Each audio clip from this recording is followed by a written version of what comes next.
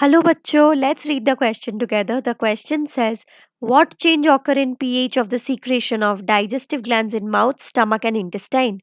pH of secretions decrease along mouth, stomach and intestine in linear pattern. pH of secretions increase in stomach then decrease again in intestine. pH of secretions increase along the mouth, stomach and intestine in a linear pattern. pH of secretions decrease in stomach and then increase again in intestine.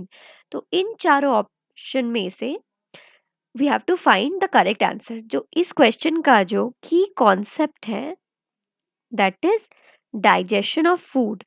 Digestion of food, हम जब कोई भी food हमारे elementary canal में enter कराते हैं by the help of our mouth, तो क्या होता है वो जो उस फूड में जो स्टार्च होता है उस फूड में जो स्टार्च होता है वो ब्रेक डाउन करके मॉल्टोज में कन्वर्ट हो जाता है। मॉल्टोज में कन्वर्ट होता हो जाता है।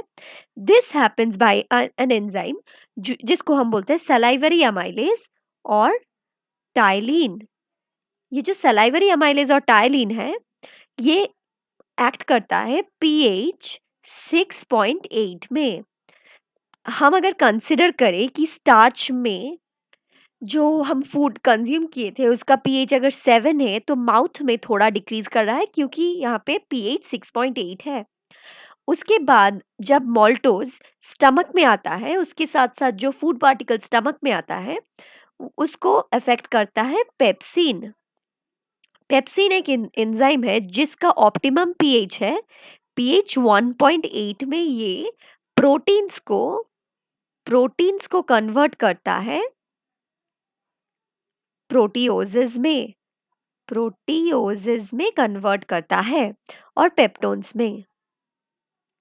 तो ये रहता है पीएच 1.8 के अराउंड। और फिर जो इंटेस्टाइन में मॉल्टोज को ब्रेक डाउन करके बनाते हैं ग्लूकोज प्लस ग्लूकोज। इस वक्त जो पीएच रहता है वो पीएच रहता है मोर देन 7, अराउंड 9 के आसपास इसका पीएच रहता है। तो ये जो रिएक्शन है वो फैसिलिटेट करने में हेल्प करता है एंजाइम मॉल्टेज। तो ये जो फैशन है पहले पीएच था 6.8 फिर हो गया 1.8 फिर हो गया 7 से इंक्रीज। तो ये ऑर्डर हमें ये चारों ऑप्शन में से ढूंढना है। तो option A says pH of secretions decreases along the mouth, stomach and intestine in linear pattern.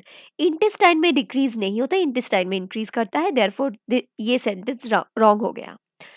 pH of secretions increase in stomach then decrease again in intestine, ये नहीं होगा क्योंकि स्टमक में pH डिक्रीज करता है, यहाँ पे दिया हुआ है increase.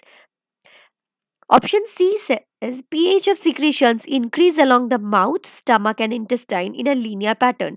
This is also incorrect because linear pattern में increase होता तो जो ये माउथ का है फिर आता है स्टमक फिर होता है इंटेस्टाइन।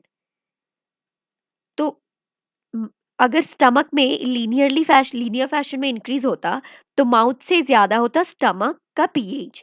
तो ये भी इनकरेक्ट है। Option D says pH of secretions decrease in stomach, यहाँ पे डिक्रीज्ड हुआ और फिर then increases again in intestine, यहाँ पे अगेन इंक्रीज हुआ। तो option D is the right answer for this question. I hope you have understood this. All the best.